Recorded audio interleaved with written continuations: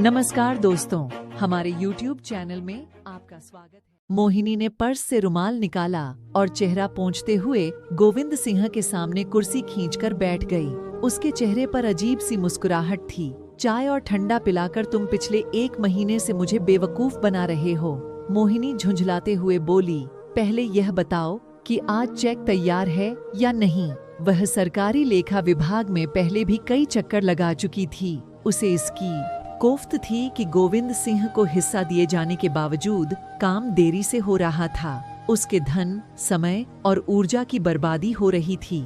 इसके अलावा गोविंद सिंह अश्लील एवं द्व्यर्थी संवाद बोलने से बाज नहीं आता था।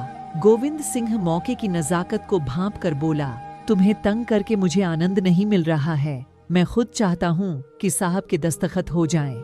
किंतु विभाग ने जो ऐतराज तुम्हारे बिल पर लगाए थे, उन्हें तुम्हारे बॉस ने ठीक से रिमूव नहीं किया। हमारे सर ने तो रिमूव कर दिया था, मोहिनी बोली। पर आपके यहाँ से उलटी खोपड़ी वाले क्लर्क फिर से नए ऑब्जेक्शन लगाकर वापस भेज देते हैं। 25 स्कूलों की खरीद का बिल मैंने ठीक करके दिया था, अब उस पर एक और नया ऐतराज लग गया है। क्या करें मैडम, सरकारी काम है। आपने तो एक ही दुकान से 25 स्कूलों की खरीद दिखा दी है। मैंने पहले भी आपको सलाह दी थी कि 5 दुकानों से अलग अलग बिल लेकर आओ। फिर तो 4 दुकानों से फर्जी बिल बनवाने पड़ेंगे। 4 नहीं, 5 बिल फर्जी कहो। कूलर तो आप लोगों ने एक भी नहीं खरीदा। गोविंद सिंह कुछ शरारत के साथ बोला। ये बिल जिसने भेजा है उसको बोलो, तुम्हारा बॉस अपने आप प्रबंध करेगा। नहीं, वह नाराज हो जाएगा। उसने इस काम पर मेरी ड्यूटी लगाई है।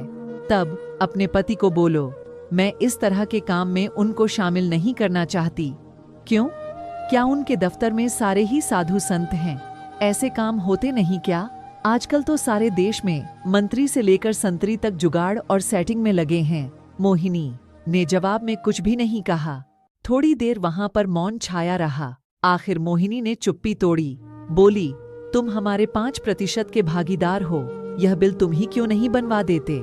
बड़ी चालाक हो मैडम, नया काम करवाओगी। खैर, मैं बनवा दूंगा, पर बदले में मुझे क्या मिलेगा? 200-400 रुपए जो तुम्हारी गांठ से खर्च हो, मुझसे ले लेना।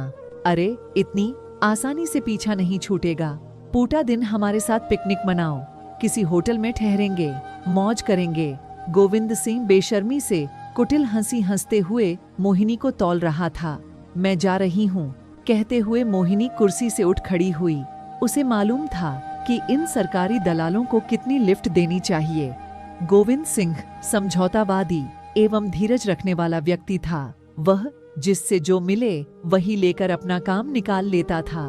उसके दफ्तर में मोहिनी जैसे कई लोग आते थे। उनमें से अधिकांश लोगों के काम फर्जी बिलों के ही होते थे। सरकारी विभागों में खरीदारी के लिए हर साल करोड़ों रुपए मंजूर किए जाते हैं। इनको किस तरह ठिकाने लगाना है, यह सरकारी विभाग के अफसर बखूबी जानते हैं। इन करोड़ों रुपयों से गोविंद सिंह और मोहिनी जैसों की सहायता से अफसर अपनी तिजोरियां भरते हैं और किसी को हवा भी नहीं लगती। 25 कूलरों की खरीद का फर्जी बिल जुटाया गया और लेखा विभाग को भेज दिया गया। इसी तरह विभाग के लिए फर्नीचर, किताबें, गुलदस्ते, क्राकरी आदि के लिए भी खरीद की मंजूरी आई थी। अतः अलग अलग विभागों के इंचार्ज जमा होकर बॉस के साथ बैठक में मौजूद थे। बॉस उन्हें हिदायत दे रहे थे कि पेपर वर्क पूरा होना चाहिए, ताकि कभी अचानक ऊपर से अधिकारी आकर जांच करें तो उन्हें फ्लॉप किया जा सके। और यह तभी संभव है जब आपस में एकता होगी। सारा पेपर वर्क ठीक ढंग से पूरा कराने के बाद बॉस ने मोहिनी की ड्यूटी गोविंद सिंह से चेक लेकर आने के लिए लगाई थी। बॉस को मोहिनी पर पूरा भरोसा था। वह पिछले कई सालों से लेखा विभाग से चेक बनवा कर ला रही थी। गोविंद सिंह को मोहिनी से अपना तयशुदा शेयर वसूल करना था, इसलिए उसने प्रयास करके उसके पेपर वर्क में पूरी मदद की। सारे ऑब्जेक्शन दूर करके चेक बनवा दिया। चेक पर दस्तखत कराकर गोविंद सिंह ने उसे अपने पास सुरक्षित रख लिया और मोहिनी के आने की प्रतीक्षा करने लगा। दोपहर 2 बजे मोहिनी ने उसके केबिन में प्रवेश किया। वह मोहिनी को देखकर हमेशा की तरह चहका, आओ मेरी मैना, आओ।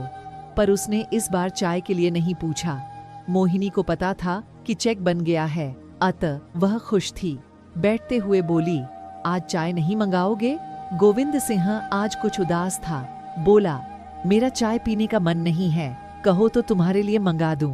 अपनी उदासी का कारण मुझे बताओगे तो मन कुछ हल्का हो जाएगा। सुना है वह बीमार है और जयप्रकाश अस्पताल में भर्ती है। वह कौन? अच्छा समझी, तुम अपनी पत्नी कमलेश की बात कर रहे हो। गोविंद सिंह मौन रहा और ख्यालों में खो गया। उसकी पत्नी कमलेश उससे 3 साल पहले झगड़ा करके घर से चली गई थी। बाद में भी वह खुद न तो गोविंद सिंह के पास आई और न ही वह उसे लेने गया था। उन दोनों के कोई बच्चा भी नहीं था। दोनों के बीच झगड़े का कारण खुद गोविंद सिंह था। वह घर पर शराब पीकर लौटता था। कमलेश को यह सब पसंद नहीं था। दोनों में पहले वाद विवाद हुआ और बाद में झगड़ा होने लगा। गोविंद सिंह ने उस पर एक बार नशे में हाथ क्या उठाया, फिर तो टोज का ही सिलसिला चल पड़ा। एक दिन वह घर लौटा तो पत्नी घर पर न मिली। उसका पत्र मिला था, हमेशा के लिए घर छोड़कर जा रही हूँ। चलो बड़ा अच्छा हुआ जो अपने आप चली गई। गोविंद सिंह ने सोचा कि बर्फ की सिल्ली की तरह ठंडी औरत के साथ गुजारा करना उसे भी कठिन लग रहा था।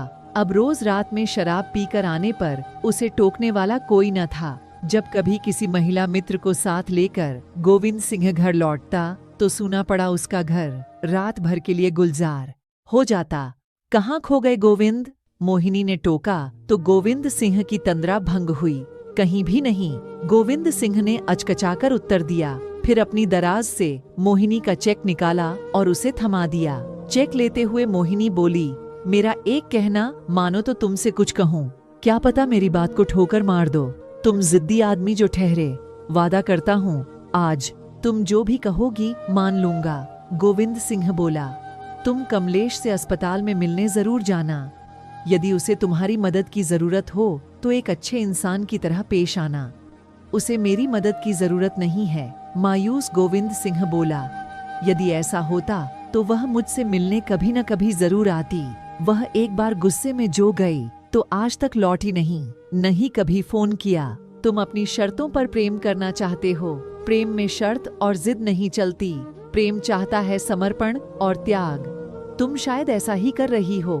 मैं समर्पण का दावा नहीं कर सकती, पर समझौता करना जरूर सीख लिया है। आजकल प्रेम में पैसे की मिलावट हो गई है, पर तुम्हारी पत्नी को तुम्हारे वेतन से संतोष था। रिश्वत के चंद टकों के बदले में वह तुम्हारी शराब पीने की आदत और रात को घर देर से आने को बर्दाश्त नहीं कर सकती थी। मैंने तुमसे वादा कर लिया है, इसलिए उसे देखने अस्पताल जरूर जाऊंगा, लेकिन समझौता कर पाऊंगा या नहीं अभी कहना मुश्किल है। गोविंद सिंह ने एक लंबी सांस लेकर उत्तर दिया। मोहिनी को गोविंद सिंह की हालत पर तरस आ रहा था। वह उसे उसके हाल पर छोड़कर दफ्तर से बाहर आ गई और सोचने लगी, इस दुनिया में कौन क्या चाहता है। कोई धन दौलत का दीवाना है तो कोई प्यार का भूखा है, पर क्या हर एक को उसकी मनचाही चीज मिल जाती है?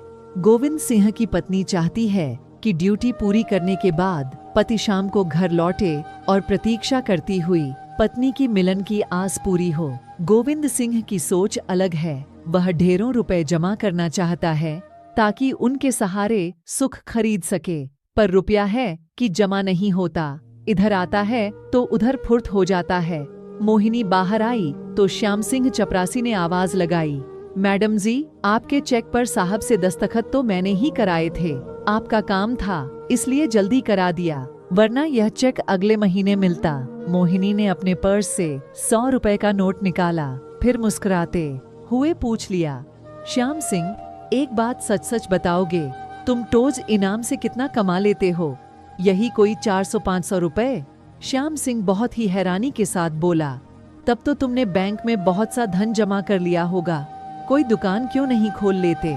मैडम जी, घिघियाते हुए श्याम सिंह बोला, रुपए कहाँ बचते हैं? कुछ रुपया गांव में माँ बाप और भाई को भेज, बाकी ऐसे ही खाने पीने नाते रिश्तेदारों पर खर्च हो जाता है।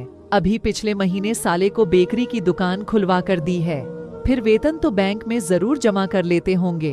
अरे कहाँ जमा होता है, अपनी झोपड़ी को तोड़कर 4 कमरे पक्के बनाए थे, इसलिए 1 लाख रुपए सरकार से कर्ज लिया था, वेतन उसी में कट जाता है। श्याम सिंह की बातें सुनकर मोहिनी के सिर में दर्द हो गया।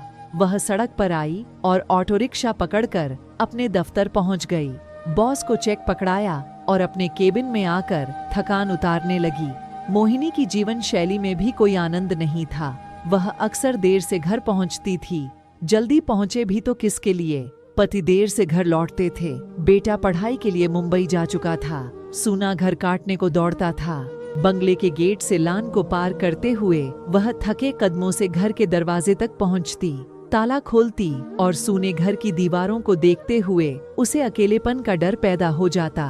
पति को वह उलाहना देती कि जल्दी घर क्यों नहीं लौटते हो, पर जवाब वही रटारटाया होता, मोहिनी, घर जल्दी आने का मतलब है अपनी आमदनी से हाथ धोना। ऊपरी आमदनी का महत्व मोहिनी को पता है। यद्यपि उसे यह सब अच्छा नहीं लगता था, पर इस तरह की जिंदगी जीना उसकी मजबूरी बन गई थी। उसकी, पति की, गोविंद सिंह की, श्याम सिंह की, बॉस की और जाने कितने लोगों की मजबूती, शायद पूरे समाज की मजबूती। भ्रष्टाचार में कोई भी जानबूझकर लिप्त नहीं होना चाहता। भ्रष्टाचारी की हर कोई आलोचना करता है, दूसरे भ्रष्टाचारी को मारना चाहता है, पर अपना भ्रष्टाचार सभी को मजबूरी लगता है। इस देश में न जाने कितने मजबूर पल रहे हैं। आखिर ये मजबूर कब अपने खोल से बाहर निकल कर आएंगे और अपनी भीतरी शक्ति को पहचानेंगे। मोहिनी का दफ्तर में मन नहीं लग रहा था। वह छुट्टी लेकर 2.5 घंटे पहले ही घर पहुंच गई।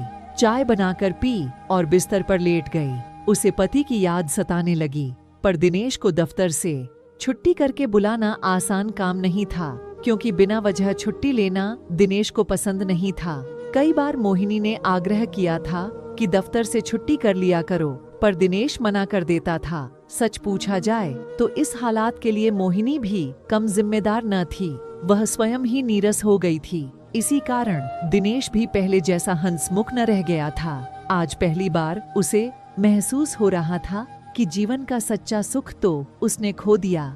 जिम्मेदारियों के नाम पर गृहस्थी का बोझ उसने जरूर ओढ़ लिया था, पर वह दिखावे की चीज थी।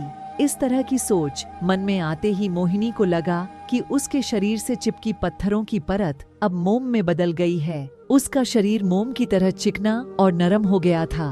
बिस्तर पर जैसे मोम की गुड़िया लेटी हो, उसे लगा कि उसके भीतर का मोम पिघल रहा है। वह अपने आप को हल्का महसूस करने लगी। उसने ओढ़ी हुई चादर फेंक दी और एक मादक अंगड़ाई लेते हुए बिस्तर से अलग खड़ी हुई। तभी उसे शरारत सूझी। दूसरे कमरे में जाकर दिनेश को फोन मिलाया और घबराई आवाज में बोली, क्या कर रहे हो?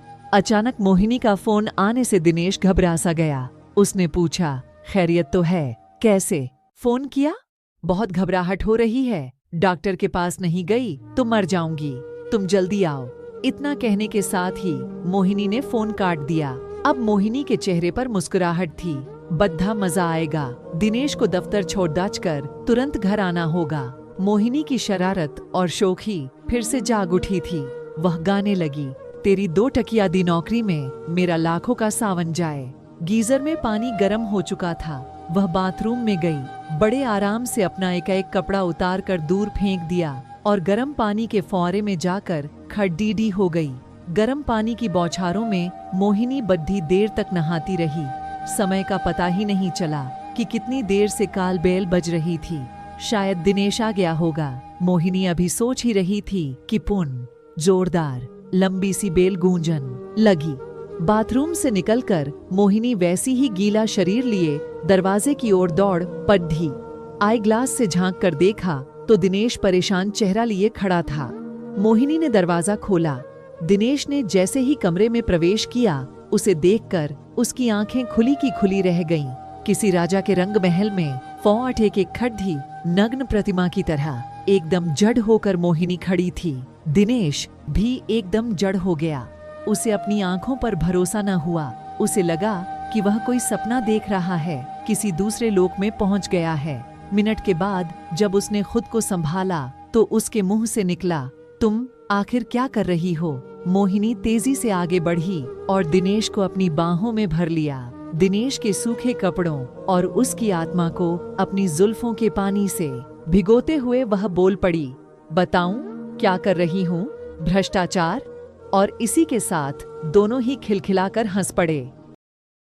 आपका समय निकलकर हमारे साथ था, इसके लिए आपका धन्यवाद। अगली बार फिर से मिलते हैं नए और रोचक वीडियो के साथ। चैनल को सब्सक्राइब करना न भूलें। धन्यवाद और शुभकामनाएं।